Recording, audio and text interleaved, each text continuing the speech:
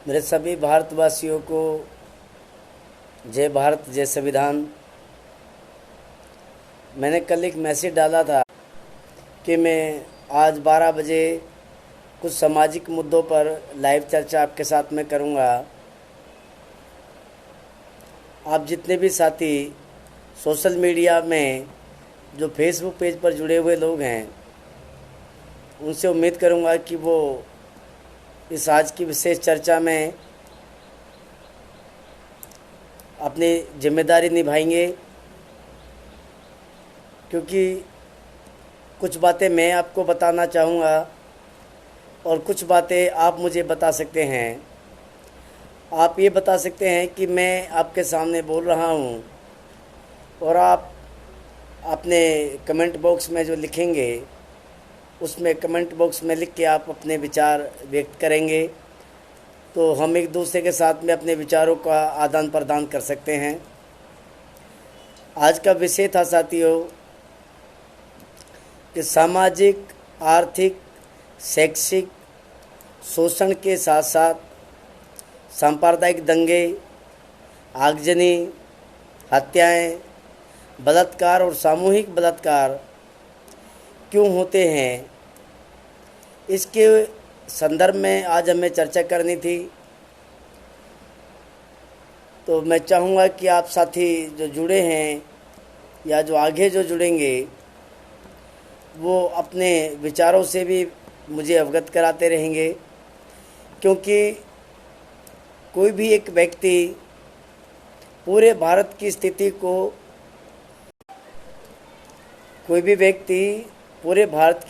को नहीं समझ पाता है। राजेश धिंगान साहब, आपका स्वागत है।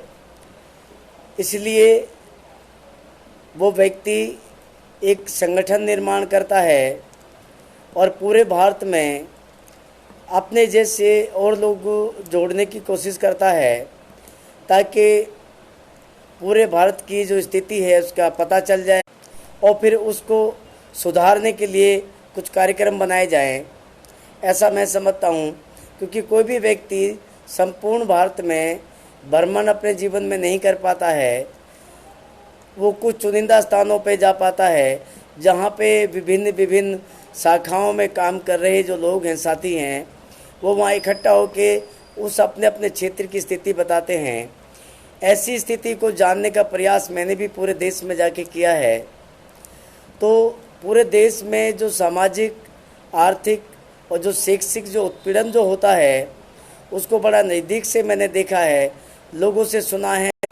बहुत सारी जगहों पे मैं खुद भी गया हूँ, पैदल चल के भी गया हूँ, और कोई और साधन संसाधन अगर मेरे पास इकट्ठा हुआ है तो मैं उसको लेके भी, उसका प्रयोग करके भी बीच बीच में मैं जाता रहा हूँ, और आगे भी मैं जब तक जीवित हूँ जब तक जाता रहूँगा।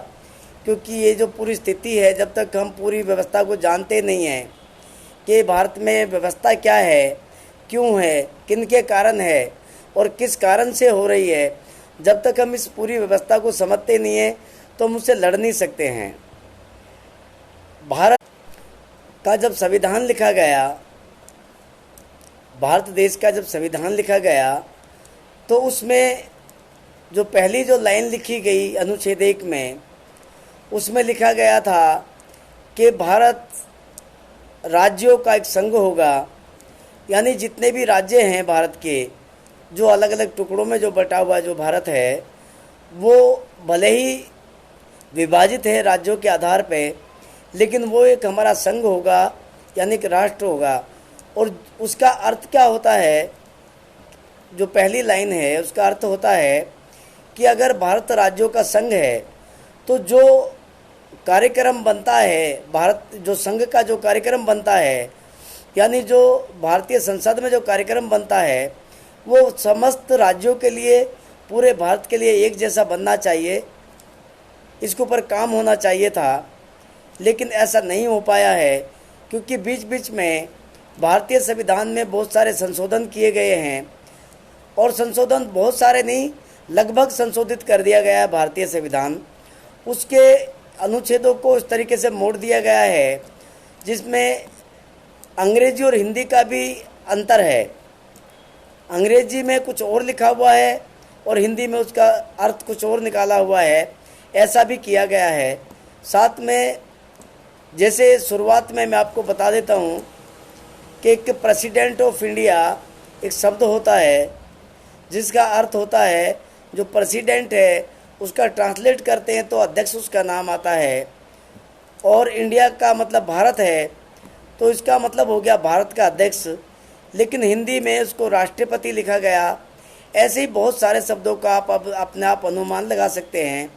रहा बहुत सारे जो अनुच्छेद हैं, 1 से लेके जो 51 तक जिसमें मौलिक अधिकार भी हैं, उन अधिकारों में भी उनको घुमा फिरा के लिख दिया गया है। उसके ऊपर कोई प्रतिबद्धता नहीं जताई गई, बाद में उनको संशोधित किया गया है। और ये किन लोगों ने किया है? जिनके हाथ में भारतीय संविधान रहा है।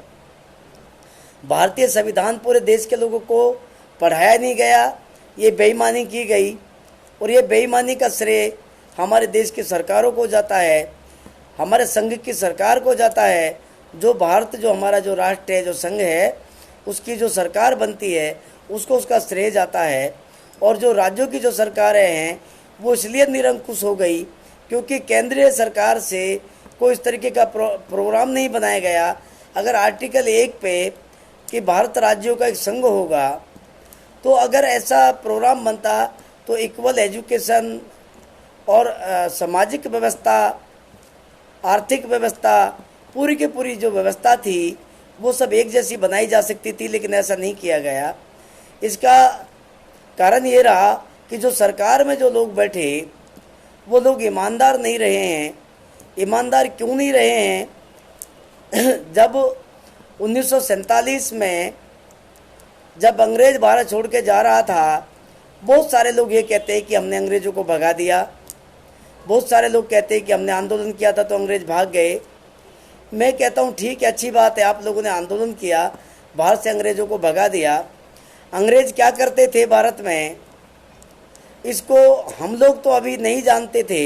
हमने तो इतिहास में अंग्रेज़ों के बारे में पढ़ा कि एक ईस्ट इंडिया कंपनी आई थी भारत में, जो भारत में व्यापार करती थी। ईस्ट इंडिया कंपनी, कंपनी का मतलब राज नहीं होता है, कंपनी का शासन भी नहीं था। शासन हमारे यहाँ पे रजवाड़ों का था, जो राजा जो राज करते थे।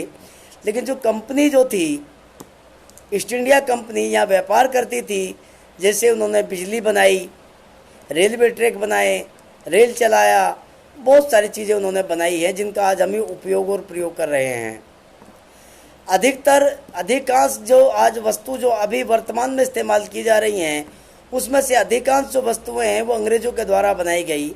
ऐसा भी नहीं है कि भारत बिल्कुल निरक्षर था, अनपढ़ था, गंवार था, मूर्ख था, ऐसा नहीं है बिल्कुल भी।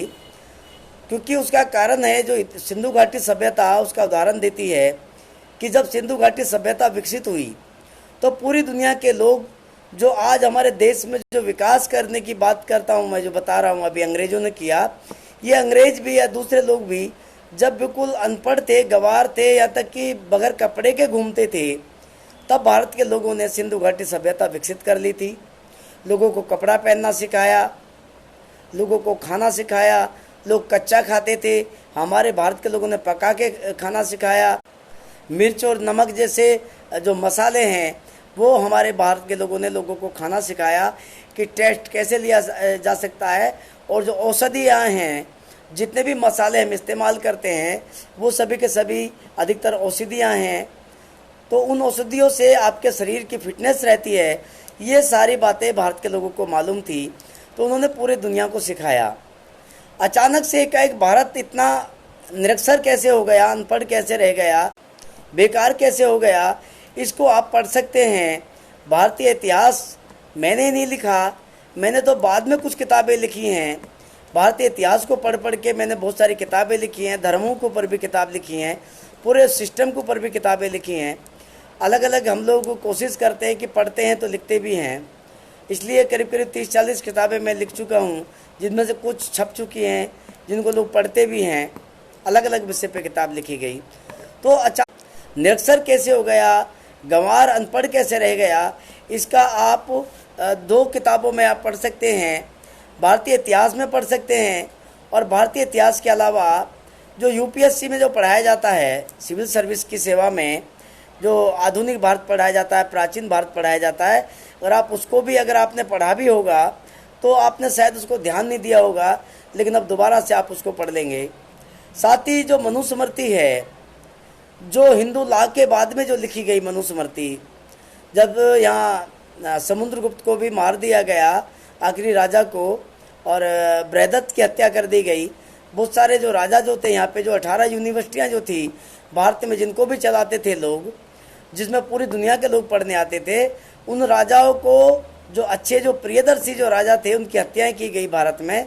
इस साथियों थोड़ा सा टेक्निकल इशू हो रहा है इंटरनेट का, तो मैं बता रहा था कि भारत अचानक से अनपढ़ कैसे हो गया, जबकि 18 यूनिवर्सिटियाँ थी भारत में, जहाँ पूरी दुनिया के लोग पढ़ने आते थे, और उसमें बहुत सारी भाषाएं भी पढ़ाई जाती थी। यहाँ तक कि भाषा का या लिपि का आविष्कार भी भारत में किया गया। पहले प्राकृत लिपि जो थी, फिर मधोग लिपि आई, और पाली के बाद में उसमें मिश्रण करके क्षेत्रीय भाषा को मिला के उस भाषा को, उसमें भाषा को मिक्स करके उसको संस्कृत बना दिया गया। और जो संस्कृत जब बनाया गया तो फिर बाकी के जो ग्रंथ थे उसमें लिखे गए। तो सबसे पहले जो ग्रंथ लिखे गए, जैसे यहाँ पे आयुर्वेद जो था, आयुर्वेद को ख़त्म तो नहीं कर पाए, लेकिन यानी यहाँ पे आयुर्वेद था जो हमारी प्रत्येक जो बीमारियाँ थी, शारीरिक संकट होते थे, उनको ठीक करता था, उसको ये लोग ख़त्म तो नहीं कर पाए, लेकिन इन्होंने अन्य और 4 वेद लिखे। कुछ नाच गाने पे लिखे, कुछ भूत प्रेत उतारने पे लिखे, कुछ गैर ऋचाएँ लिखी गई, फिर जातीय और दूसरे उस पर लिखे गए, और फिर उसके बाद में उपनिषद लिखे गए, बहुत सारी ऋचाएँ लिखी गई, जिसमें बहुत सारे देवी देवता बने, और उस सारी ऋचाओं में हत्याओं का वर्णन किया गया कि फलां आदमी ने, फलां देवता ने फलां राक्षस की, फलां असुर की हत्या करी, वो ऐसे ऐसे करता था, सो वो अलग मैटर है। अभी हम जब सिंधु घाटी सभ्यता की बात करते हैं तो वहाँ से कुछ लोग जो माइग्रेट जो लोग होके आए थे, उन्होंने सीधी वहाँ हत्याएं करी, लूटपाट करी, मारपीट करी, और वहाँ के जो असली जो मूल निवासी थे, जो अबोरिजिनल इंडिजीनियस थे, उनको वहाँ से धकेल दिया और भगा दिया उन लोगों को। कुछ अपनी जान बचा के जो भागे, जो जंगलों में चले गए, जिन्हें आज ट्राइबल कहा जाता है, गुमंतु जाति कहा जाता है, जो जंगलों में जो रहते हैं। और हम लोग जो अनुसूचित जाति के जो लोग हैं, जो शहरों में जो आ गए, हम उन्हीं की संतान हैं। और जो दूसरा जो ओबीसी अदर बैकवर्ड क्लास है, जिसको शूद्र घोषित किया गया था, वो टचेबल इसलिए रह गया क्योंकि उसने कहा था कि आप हमें मारिए मत, हम भागेंगे भी नहीं, और आप हमसे जो कहोगे हम करने को तैयार हैं। वो उनके बीच में रहे, उनको चौथे वर्ण में उनको रख दिया, और जब चौथे वर्ण में उनको रख दिया तो उनसे सिर्फ सेवा का काम लिया गया।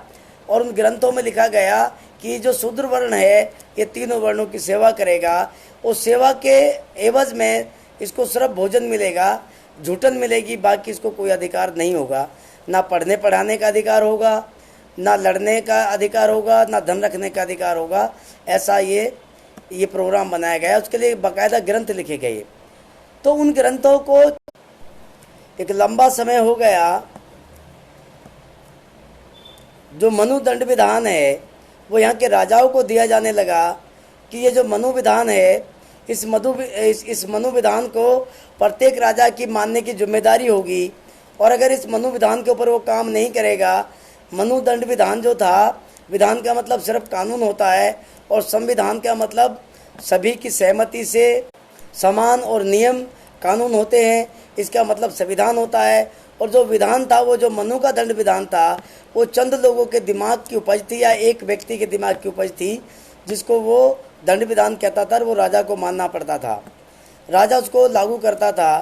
तो उसमें जो लोग शूद्र बने, अगर उन शूद्रों में से भी कोई ज्ञान सुन लेता है तो कान में शीशा पिघला दो, अगर वो बोलता है तो उसकी जुबान काट दो, हाथ पैर चलाता है तो हाथ पैर काट दो, और अगर किसी 3 वर्णों के लोगों के सामने अगर वो किसी सैया पे बैठ जाए, ऊंचे सैया पे, तो उसका जो गुदासन है उसको काट दिया जाए। ऐसा दंड विधान वो, यानी जो मनु का जो दंड विधान है वो गैर मानवीय बना, वो गैर मानवीय इसलिए बना क्योंकि जो लोग बाहर से माइग्रेट होके आए उन लोगों ने जबरन जो सत्ता हथियाई, भारत को जो हथियाया जबरन, और जो बाकी लोगों ने गुलामी स्वीकार कर ली, उन लोगों को उन्होंने कहा कि हमारी शर्तों पे तुम्हें रहना पड़ेगा। उन लोगों ने उन शर्तों को मान लिया, स्वीकार कर लिया, और बाकी के जिन लोगों ने शर्तों को नहीं माना या तो उनको एक ऊंचे बांस के ऊपर टांग दिया सूखा। जैसे आप यीशु मसीह जी का चित्र देखते हैं, कील ठोक देते हैं, उनके क्रॉस पर लटका देते हैं, ऐसा सिंधु घाटी सभ्यता में सजा दी जाती थी और उन लोगों को सजा देते थे जो उनका विरोध करते थे उस व्यवस्था का। बाकी के कुछ लोग थे जो भाग गए थे, जो जंगलों में जो रह गए। तो ये बात मैं इसलिए आपको बता रहा हूँ, हालांकि ये हम बहुत पहले बताते थे। आधुनिक भारत में जी रहे हैं और हम कोशिश करेंगे कि आज वर्तमान में स्थिति कैसी रहनी चाहिए और भविष्य की स्थिति कैसी होनी चाहिए, हम उसके ऊपर भी 2-4 मिनट के लिए ज़रूर चर्चा करेंगे।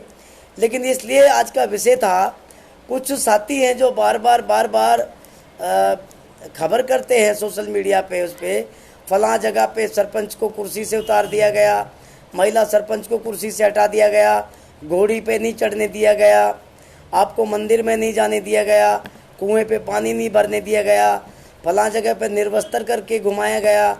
ये बहुत सारे वहाँ आगजनी हो गई, पूरे गांव को उजाड़ दिया गया, पूरे गांव को उसमें बहुत सारे लोगों की हत्याएं कर दी गई, जबरन लड़कियों को उठा लिया जाता है, सामूहिक बलात्कार कर दिया जाता है। ये सामूहिक बलात्कार जो होते हैं लड़कियों के साथ में, ये जो 3 वर्ण की जो लड़कियां हैं उनके साथ नहीं होता है। जो बाकी के जो इन्होंने जो शूद्र या जो अनटचेबल, जो अछूत जो घोषित किए, क्रिमिनल बनाए, उनके बच्चियों के साथ में सामूहिक बलात्कार अक्सर होता है। अगर एक आधा किसी के साथ में कोई हादसा हो भी जाए तो उसके लिए पूरा भारत बंद कर दिया जाता है, उसको निर्भया बना दिया जाता है, दामनी बना दिया की बड़ी प्रॉब्लम हो गई है। उनके ऊपर पूरे देश से फंड जनरेट किया जाता है, उसकी समाधियाँ तक बनाई जाती हैं। लेकिन यहाँ पे हर 3 मिनट में एक लड़की का, बच्ची का बलात्कार या सामूहिक बलात्कार हो जाता है। उसके साथ उसको कोई दामनी निर्भया नहीं बोलता, कोई आंदोलन नहीं होता। अभी उदाहरण के तौर पे जो मनीषा को मार दिया गया, बिमला को मारा गया, अंजू को मारा गया, मंजू जाटव को मारा गया, गोल्डी यादव को मारा गया और उसको डेल्टा मेघवाल को मार दिया गया, आसिफा गुजर थी जो जम्मू की, उसको मार दिया गया। और इस सारी बच्चों के साथ में सामूहिक बलात्कार और एक बहुत बड़ी दरिंदगी हुई। इनके शरीर की हड्डियां तक तोड़ी गई बलात्कार कर करके, और कई दिन तक बलात्कार हुआ और इनको फिर मार दिया गया। ये सब एक जातीय घृणा के आधार पे, एक वर्ण व्यवस्था के आधार पे ये किया जाता है। इसलिए ये मैं बात आज बता रहा हूँ। तो ये आपका जो उत्पीड़न, जो शोषण जो हो रहा है, अभी मैंने बताया कि मनुस्मृति, सुनील यू के साहब आपका बहुत बहुत स्वागत है।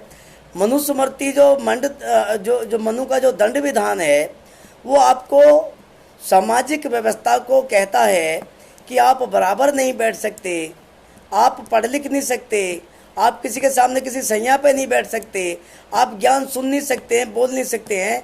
तो ये सामाजिक जो दूरी है, जो मनु का जो दंड विधान है, उसमें ये सब चीज़ें विराजमान थी, विराजमान आज भी है, मनु की किताब आज भी है। और जो आज अब जो आर्थिक व्यवस्था है, मनु दंड विधान में लिखा हुआ है कि कोई भी शूद्र, अति शूद्र की तो बात ही छोड़ दीजिए, जो अनटचेबल है वो तो उस श्रेणी से बाहर है, 4 वर्णों की से, उसको तो कोई रहा। जो शूद्र जो वर्ण बनाया गया, जिन्होंने गुलामी स्वीकार कर ली, जिन्होंने उनकी अधीनता स्वीकार कर ली, उन लोगों के लिए भी प्रतिबंध लगा दिया गया था कि धन इकट्ठा नहीं कर सकता शूद्र, किसी भी तरीके से धन अर्जित नहीं कर सकता है। तो ये मैंने 3 बातें आपको बताई। आप ज्ञान सुन नहीं सकते, आप ज्ञान कर नहीं सकते। आप ज्ञान सुनेंगे तो शीशा पिघला देंगे कान में, आप ज्ञान की बात मुंह से कहेंगे तो आपकी जिह्वा काट दी जाएगी। और अगर आप गुदासन, अगर वो बैठ जाएंगे किसी के साथ ऊंचे आसन पे सामाजिक व्यवस्था के तहत, तो आपका गुदासन तक भी काट दिया जाएगा या आपके अंग काट दिए जाएंगे, आपको सजा दी जाएगी। इसलिए आपको सामाजिक, आर्थिक और शैक्षिक अधिकार से वंचित किया गया। क्योंकि आज का मेरा विषय था कि सामाजिक, आर्थिक, शैक्षिक शोषण के साथ साथ में सामूहिक बलात्कार, हत्या, ये सब क्यों होती है, इसके पीछे का क्या कारण है। तो आज मनु का विधान हमारे बीच में लीगल तौर पे लागू नहीं है। क्यों लागू नहीं है कि 25 दिसंबर 1927 को बाबा साहब डॉक्टर भीमराव अंबेडकर जी ने जब मनुष्य उसको दंड विधान को पढ़ा पूरी तरह से, वो संस्कृत में था, उसको पढ़ने के बाद बाबा साहब अंबेडकर ने देश के लोगों को पढ़ाया, जनवाया और बताया कि ये जो मनु दंड विधान है ये गैर मानवीय है, ये मानवता का शोषण करता है और इस किताब को क्या किया जाए। विपिन फेड्रिक साहब आपका स्वागत है। तो जय भीम, जय मूल निवासी सर। तो बाबा साहब अंबेडकर ने पूरे देश के और जो लोग बाबा साहब के बुलाने पे वहाँ उपस्थित लोग थे, सबकी सहमति से उस मनु के दंड विधान को 25 दिसंबर 1927 को जला दिया गया कि आज से हम इसको नहीं मानेंगे। और 2 ब्राह्मण साथी बुलाए, उनसे भी पढ़वाया गया, उन्होंने भी कहा कि ठीक है ये गलत है, हम इसको नहीं मानेंगे, ये गैर बराबरी का है, तो उनके हाथ से उसको बल्कि जलवाया। उसके बाद में भारतीय संविधान की संरचना होने लगी, अंग्रेज भारत छोड़ के जाने लगे क्योंकि ईस्ट इंडिया कंपनी का जो व्यापार था वो ठप होने लगा और उसके और भी बहुत सारे कारण थे। अंग्रेज क्यों भारत छोड़ के गए, इसके ऊपर फिर कभी विशेष चर्चा करेंगे। बहुत सारे लोग कहते हैं कि अंग्रेज भारत छोड़ के हमने भगा दिया, हमने उखाड़ दिया, कोई बात नहीं, इसका खुलासा भी कितने दिन हम लोग करेंगे। वैसे भारत अभी डोमिनियन स्टेट है, अभी भी यहाँ पे जो महारानी एलिजाबेथ है, जो विक्टोरिया महारानी, अभी भी उसका शासन चलता है और बाकी अंग्रेज सिर्फ सत्ता परिवर्तन करके गए हैं। बाकी इस विषय पे कभी फिर चर्चा करेंगे कि अंग्रेज भारत से क्यों गए और किसने क्या भगाया, उसके पीछे का क्या कारण था, अंग्रेज भारत से क्यों गया था, तो फिर चर्चा हम लोग करेंगे। अभी चर्चा करते हैं कि फिर भारतीय अंग्रेजों ने जो शर्त रखी यहाँ जाने से पहले, वो 2 शर्तें रखी महत्वपूर्ण। एक तो आप अपने देश का कानून बनाएंगे, एक अपने देश की सत्ता पे राजा बनाएंगे, प्रधानमंत्री बनाएंगे और लोकमत से बनाएंगे, जो रजवाड़े वाला राजा उसको नहीं बनाएंगे। और जब कांग्रेस पार्टी भारत में काम कर रही थी तो 15 राज्यों में कांग्रेस के लोग थे, कार्यकर्ता थे। तो ये प्रोग्राम बनाया गया कि कांग्रेस के लोगों में चुनाव होगा और जो ज़्यादा वोट हासिल करेगा 15 राज्यों में से उसको प्रधानमंत्री बना दिया जाएगा। तो जवाहरलाल नेहरू और सरदार वल्लभ भाई पटेल दोनों के दोनों थे। सरदार वल्लभ भाई पटेल ओबीसी हैं, कुर्मी जाति से हैं और जवाहरलाल नेहरू के आगे पंडित लगता है। जवाहरलाल नेहरू कौन थे, इसके ऊपर भी एक विषय है, फिर कभी चर्चा करेंगे, पर उनके आगे पंडित लगता है यानी ब्राह्मण लगता है। इसलिए दोनों आदमी जब चुनाव मैदान में थे तो 13 वोट कांग्रेस का सरदार वल्लभ भाई पटेल को मिला और 2 वोट जवाहरलाल नेहरू को मिला। लेकिन गांधी जी के और गांधी जी की जो कंपनी जो थी, गांधी एंड कंपनी, उनके द्वारा प्रधानमंत्री जवाहरलाल नेहरू को बनाया गया, जबकि सरदार वल्लभ भाई पटेल बनना चाहिए था, क्योंकि उनके दिमाग में कहीं ना कहीं वो मनुस्मृति का भाव पैदा था। गांधी के जो मोहनदास करमचंद गांधी और गांधी की कांग्रेस पार्टी, ये सब लोग पूर्वाग्रह से ग्रसित थे। वो मनुस्मृति के दंड विधान से कहीं न कहीं प्रेरित थे। इसलिए शूद्र कहे जाने वाले कुर्मी जाति के सरदार वल्लभ भाई पटेल को प्रधानमंत्री नहीं बनने दिया और जिनके आगे ब्राह्मण लगता था, जवाहरलाल नेहरू जी के आगे पंडित लगता था, उसको प्रधानमंत्री बनाया गया। उसके बाद 1952 में फिर चुनाव हुआ, जिस पे बहुत सारी संख्या में वोट पड़ा, लेकिन अचानक से यहाँ बूथ कैप्चरिंग हुई और कांग्रेस का बोलबाला था, इसलिए लगातार लंबे अरसे तक कांग्रेस की सरकारें बनती रही। लेकिन साथियों, संविधान भी 26 नवंबर 1949 को संविधान पूरा जब हो गया तो पूरे देश के लोगों ने कसम खाई थी कि आज से भारत के संविधान के ऊपर, और कहा था कि हम भारत के लोग भारत को प्रभुत्व, संपूर्ण प्रभुत्व में लेंगे, संपन्न, समाजवादी, पंथ निरपेक्ष, लोकतंत्र गणराज्य बनाएंगे, उसके नागरिकों को सामाजिक, आर्थिक और राजनीतिक न्याय देंगे, धर्म की उपासना की स्वतंत्रता देंगे। वो सबने उसको अंगीकार किया। लेकिन कहीं ना कहीं ये 74 साल में आज 2021 चल रहा है, आज 10 जून 2021 है और भारत से अंग्रेज 1947 में चले गए थे 14 अगस्त को। आज 74 साल हो गए हैं। 74 साल में भारत समतामूलक राष्ट्र क्यों नहीं बन पाया? जिस उद्देशिका पे कसम खाई थी भारत के लोगों ने, वो पूरी क्यों नहीं हो पाई? क्योंकि कहीं ना कहीं जो सत्ता है वो बेईमानी से बनती है। यहाँ पे लोकतंत्र का जो अभिव्यक्ति का गला घोटा जा रहा है। क्योंकि पहले आप देखते थे बूथ कैप्चरिंग होती थी, लोग गुंडई से दबंग लोग आते थे, हथियार लेके बूथ में घुस जाते थे और वहाँ पे वो अपने मन मर्जी से वो वोट पे ठप्पा लगा देते थे और कुछ लोग डब्बे उठा के ही भाग जाते थे, बाद में उसको अपने फेवर में गिनती कर लेते थे। ऐसा बहुत एलिगेशन लगते। आप भारत के चुनाव का इतिहास देखेंगे तो इन सब चीज़ों से भरा पड़ा मिलेगा आपको। बाद में 1990 के दशक में कंप्यूटर आया, कंप्यूटर के बाद में फिर ये ईवीएम लेके आ गए।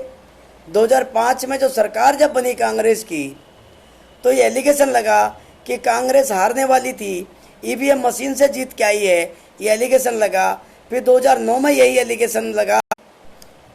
कुछ वरिष्ठ लोग उस ईवीएम को लेके सुप्रीम कोर्ट में जाने की धमकी देने लगे, जिनमें सुब्रमण्यम स्वामी जैसे लोग भी हैं, जो आज भारतीय जनता पार्टी में जो केंद्रीय मंत्री हैं। सुब्रमण्यम स्वामी जैसे लोग जब तक वो भाजपा में नहीं थे, लेकिन जैसे ही उनको पता चला कि वो कांग्रेस के खिलाफ सुप्रीम कोर्ट में जा रहे हैं, उनको उधर बुला लिया, उनको केंद्रीय मंत्री बना दिया गया। और ये समझौता हुआ, ये इंटरनल बात बता रहा हूँ आपको, कि कहीं ना कहीं कांग्रेस और बीजेपी में ये समझौता हुआ, कंप्रोमाइज हुआ। क्योंकि अगर सुब्रमण्यम स्वामी कोर्ट नहीं गए तो ये अंदाज़ा लगाया जा सकता है कि क्या कारण रहा होगा। बीजेपी में वो मंत्री बन गए और वो केस दब गया और फिर सरकार 2014 में बीजेपी की बन गई। जो भारतीय जनता पार्टी सबसे पिछड़ी पार्टी थी देश में, उसकी एकाएक सरकार बन जाना और बड़े बहुमत से सरकार बन जाना, फिर 2019 में सरकार, 2014 के बाद 2019 में सरकार बन जाना, उस पर बार बार एलिगेशन लगता रहा कि फला सीट पे ईवीएम पकड़ा गया, फला सीट पे ईवीएम खराब है, इतना ईवीएम फला नेता के घर में पकड़ा गया। ये सारे एलिगेशन लगते रहे। इन एलिगेशनों के बाद भी जो चुनाव आयोग है, उसने कभी भी निष्पक्षता से ये नहीं कहा कि ईवीएम खराब है, हम इसको हटा देते हैं। जो एक संस्था बनाई गई आप लोगों के लिए, आर्टिकल 326 में जो मताधिकार दिया गया आपको, उसके तहत में जो आपको अधिकार दिया गया, उसके लिए एक आयोग बनाया गया, चुनाव आयोग। तो चुनाव आयोग को निष्पक्षता से कहना चाहिए था कि भाई ईवीएम खराब है, लोगों की डिमांड आ रही है, मैं तो लोक सेवक हूँ, तो लोगों की बात को मुझे मानना पड़ेगा, तो मुझे ईवीएम मशीन को हटा देना चाहिए। और वो ऐलान कर देता तो बैलेट पेपर से फिर से। ईवीएम मशीन क्यों आया था? क्योंकि आप लोगों ने, जिसको शूद्र कहते हैं या अतिशूद्र कहते हैं, इन लोगों ने अपनी पार्टियां बनाई, अपने संगठन बनाने शुरू किए, अपने प्रतिनिधि बूथ में बैठाने शुरू किए और उन लोगों ने बेईमानी का विरोध करना शुरू किया। तो इन लोगों को कहीं ना कहीं लगा कि अब बैलेट पेपर से जीतना उचित नहीं होगा, इसलिए इलेक्ट्रॉनिक मशीन बनाते हैं, उसमें सॉफ्टवेयर डाला क्योंकि किसी इंजीनियर ने बनाई है तो उसमें आसानी से चिप या सॉफ्टवेयर डाला जा सकता है, कोड डाला जा सकता है, उससे हम लोग जीत जाएंगे। ऐसा होता रहा, अभी तक ऐसा हो रहा है। ऐसे एलिगेशन बार बार देश में लगते आए हैं। ये आवाज़ उठ रही है कि ईवीएम हटाओ और देश बचाओ, लेकिन ईवीएम फिर भी नहीं हट रहा है। चुनाव आयोग उसको कोई संज्ञान में नहीं ले रहा है। वो गारंटी देता है कि ईवीएम ठीक है। इसका मतलब चुनाव आयोग कहीं न कहीं एक पक्षीय वो कार्य कर रहा है, किसी दबाव में काम कर रहा है, सरकार के प्रेशर में काम कर रहा है। लोकतंत्र देश में धराशायी कर दिया गया है।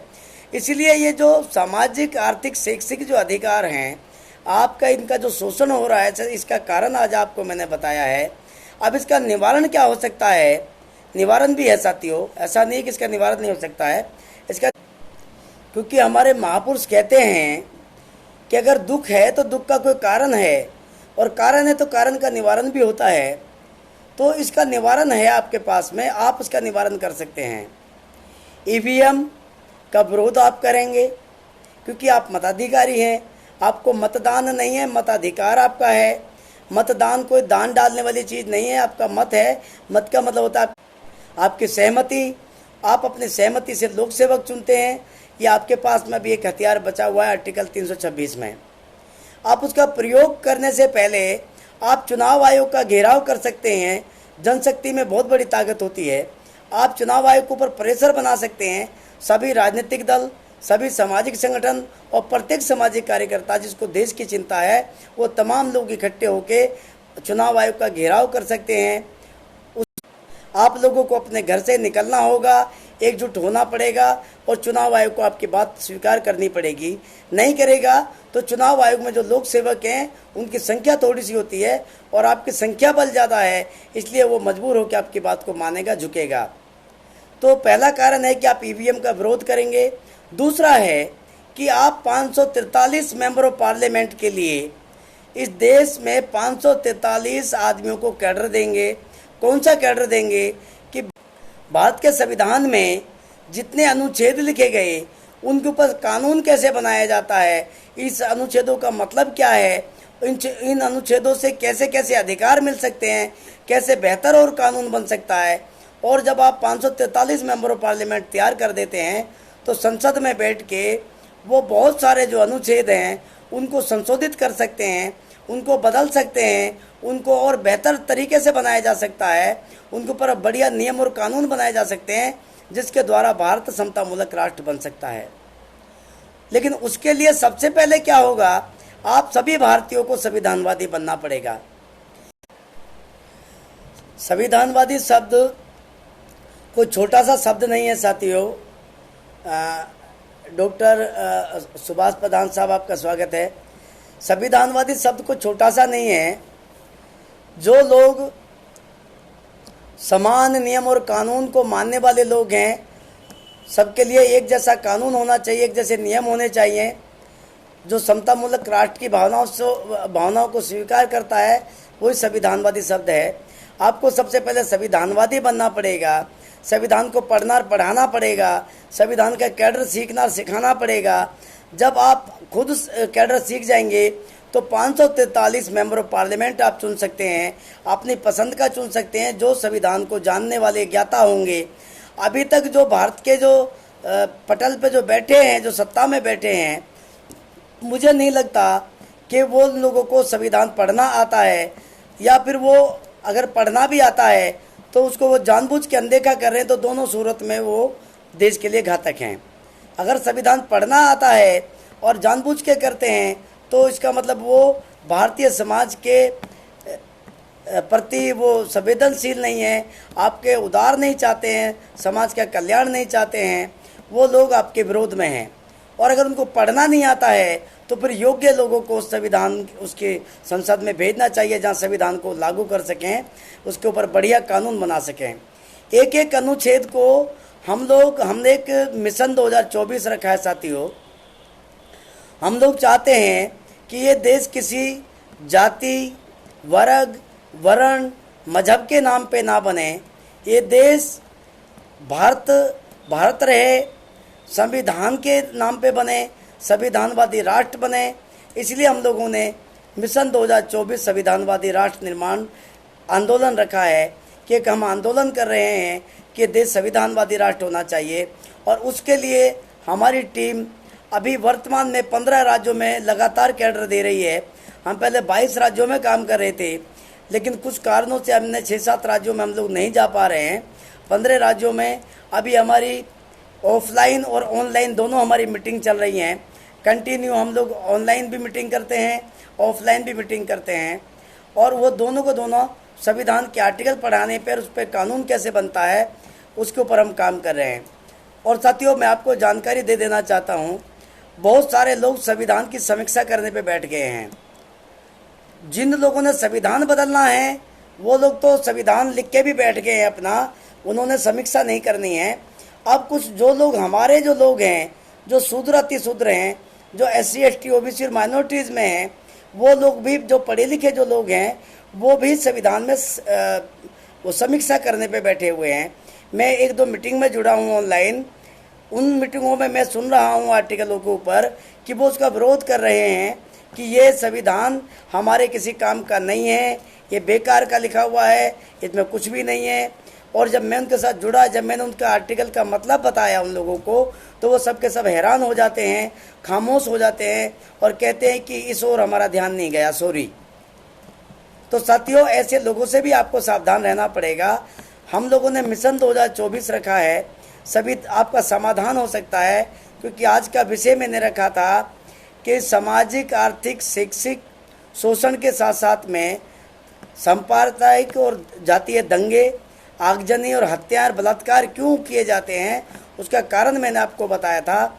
अभी पिछले इसी वीडियो में मैं आपको पिछले जब से मैं बात कर रहा हूँ लाइव, आप लोगों से मैं ये कारण बता रहा हूँ, अब उसका निवारण बता रहा हूँ कि 2024 का जो मिशन है आपका, मिशन 2024, ये संविधानवादी राष्ट्र बन सकता है।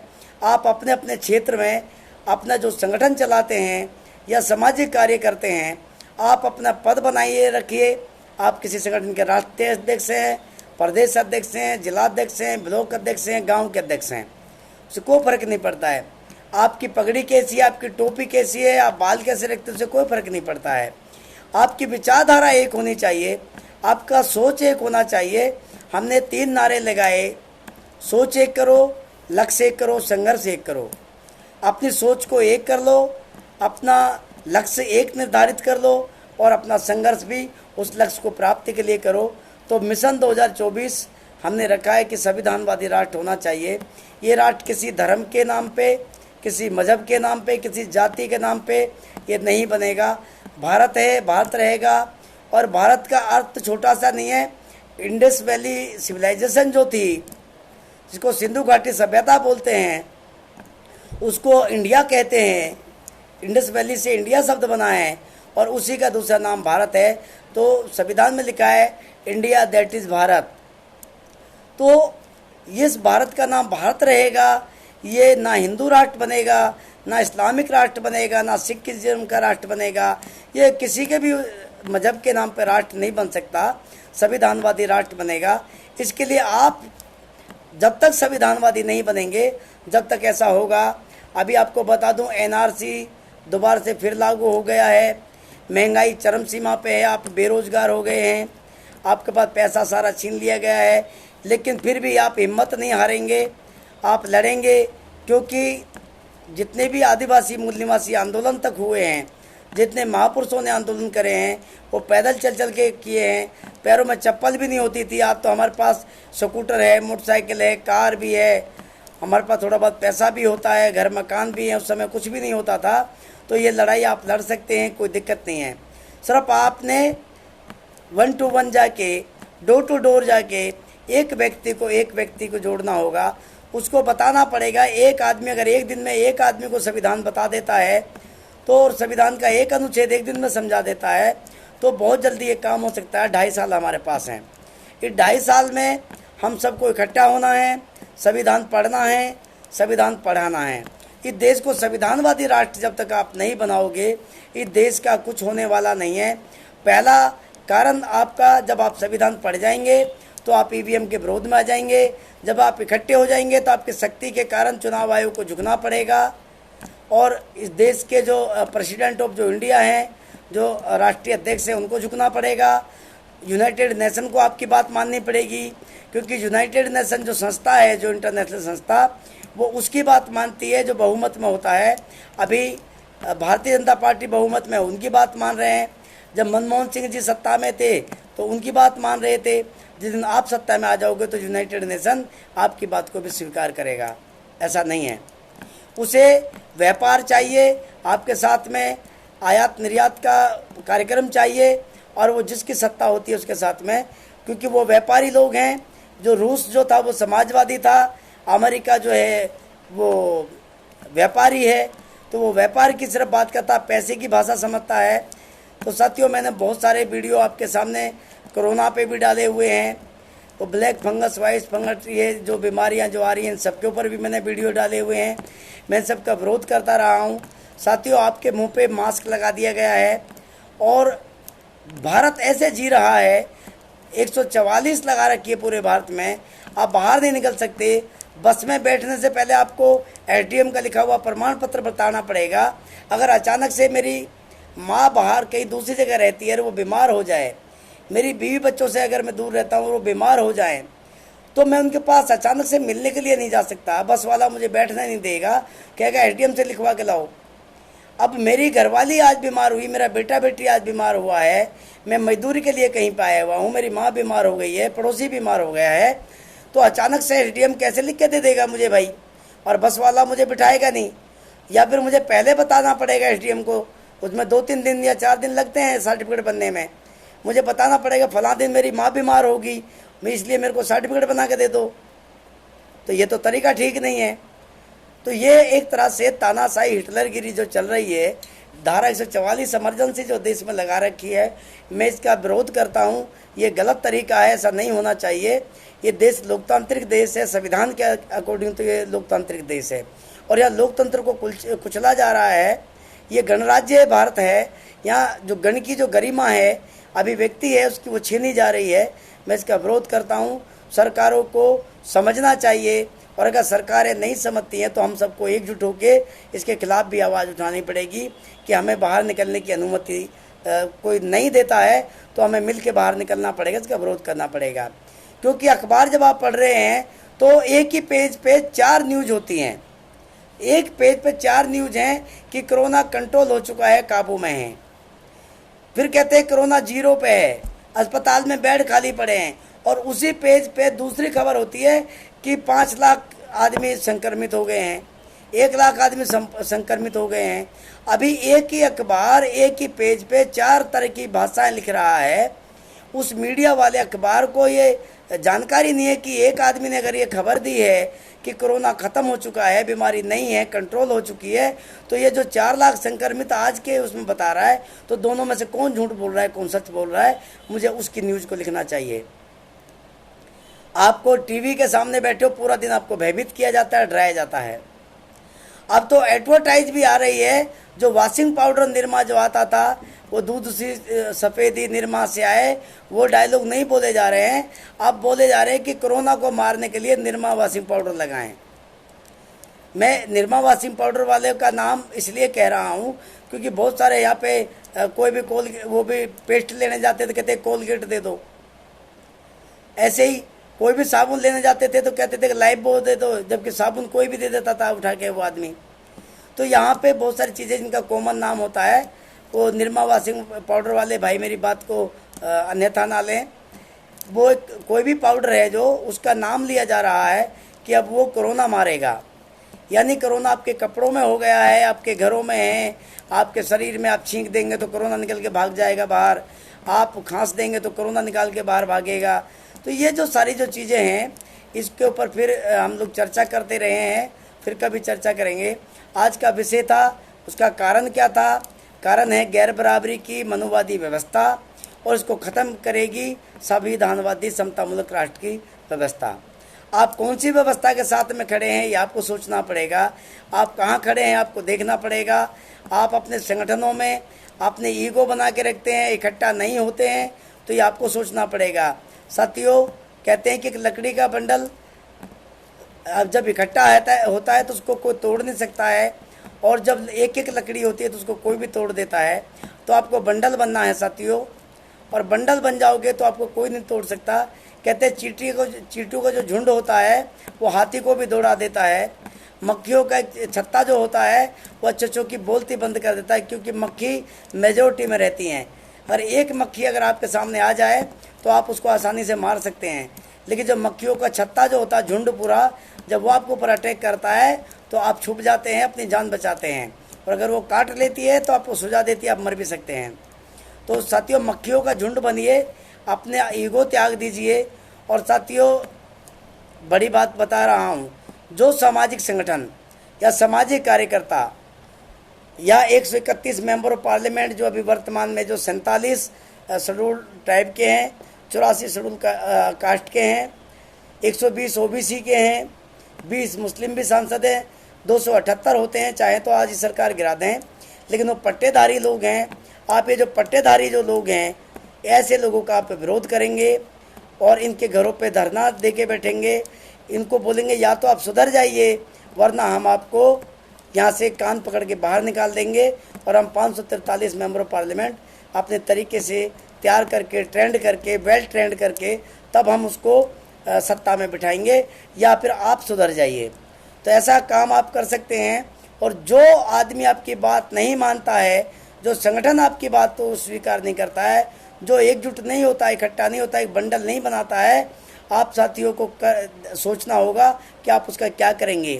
आप उसका चंदा बंद कर देंगे, आप उसको धन देना बंद कर देंगे, आप उसके लिए मंच लगाना बंद कर देंगे, आप उसका विरोध कर देंगे, आप उसको गांव में नहीं घुसने देंगे जो ईमानदार नहीं है। क्योंकि जो ईमानदार आदमी है वो आदमी पद प्रतिष्ठा की बात नहीं करेगा, वो चौधर की बात नहीं करेगा, वो सबसे पहले राष्ट्र को और समाज को सर्वोपरि मानता है। और जैसे हम लोग एक सामाजिक संगठन में काम करते थे, 96 में संगठन बना आवाम आदिवासी मूल निवासी मुक्ति संघ, जिसका उद्देश्य था कि हम जाति विहीन समाज की संरचना करेंगे और हम एक संघ का निर्माण करेंगे भारत को। हमने उसको 2019 में एक थैले में रखा, एक बैग में रखा, और संविधानवादी राष्ट्र निर्माण आंदोलन के लिए हम लोगों ने समर्पित कर दिया अपने आप को, अपने संगठन को। हमने सारे पद सब अपने थैले में, बैग में रख दिए साथियों। और उसमें 3 महीने हमारा मंथन हुआ पूरी दिल्ली में बैठ के पूरे भारत के लोगों के साथ मंथन हुआ। उसमें 10-20 संगठन भी शामिल हुए और हम संविधानवादी राष्ट्र निर्माण की बात कर रहे हैं। हमने अपना संगठन बैग में रख दिया है और हम लोग समर्पित हैं भारतीय संविधान के प्रति। और जो लोग समर्पित हैं उन लोगों को आप अपने साथ रखें, और जो लोग समर्पित नहीं हैं और उनका विरोध करें। मैं चाहूँगा आप आज से ही उनका विरोध शुरू कर देंगे। और अगर आप लोगों को मेरी बात सही लगती है, मैं लगता है कि मैं सही बात कर रहा हूँ, इससे निवारण हो सकता है, तो आप लोग मिशन 2024 संविधानवादी राष्ट्र निर्माण जो उद्देश्य है, इसके लिए आप समर्पित भाव से लगेंगे, तन मन धन लगाएंगे, अपने अपने क्षेत्र में जाएंगे और एक साथ मिलकर इस लड़ाई को लड़ेंगे। आप देखना व्यवस्था परिवर्तन होगा 2.5 साल के अंदर अंदर। कोई बहुत बड़ी बात नहीं है। यहाँ जब एक दिन में रात को 12 बजे नोट बंद हो सकते हैं, एक दिन में थाली बजाई जा सकती है, एक दिन में दीपक जलवाया जा सकता है, तो आपके पास 2.5 साल बचा हुआ है। 2.5 साल में आप बहुत कुछ कर सकते हो। आपके पास सोशल मीडिया है, प्रिंट मीडिया आपकी बात नहीं सुनता है, सोशल मीडिया है, यूट्यूब चैनल है, बहुत सारे वो हैं आपके पास, व्हाट्सएप है, आप लिख सकते हैं।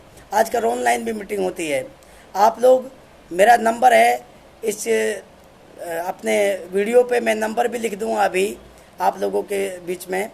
आप लोग चाहें तो हमारे साथ में सोशल मीडिया पे, व्हाट्सएप पे भी जुड़ सकते हैं और उस पर आपको मैसेज मिल जाएगा जब भी ऑनलाइन हमारी मीटिंग होती हैं। जैसे जूम ऐप है या गूगल मीट है या जो हमारे पास जो तरीके हैं जो उसके सोशल मीडिया के ऑनलाइन के, उसके साथ आप जुड़ सकते हैं। पूरे भारत के लोग एक साथ जुड़ते हैं, चर्चा करते हैं जहाँ जहाँ पे हम लोग इस मिशन में काम कर रहे हैं, मिशन 2024 संविधानवादी राष्ट्र निर्माण में। तो आप लोग भी हमारे साथ में आएंगे। और यहाँ कोई प्रधान नहीं है, कोई चेयरमैन नहीं है, कोई संयोजक नहीं है, सब कोर कमेटी के सदस्य हैं।